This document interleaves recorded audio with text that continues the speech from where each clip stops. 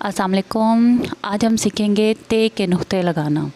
जी, ते से बच्चों क्या बनता है? ते से तितली, ते से तितली, ते से तितली। ठीक है, अब देखते हैं ते के कितने पर हैं। ते के 2 पर होते हैं ना, तो इसलिए हम ते के भी 2 नुक्ते लगाएंगे। ठीक है, ते के 2 तितली के 2 पर होते हैं, इसलिए ते के 2 नुक्ते लगाएंगे।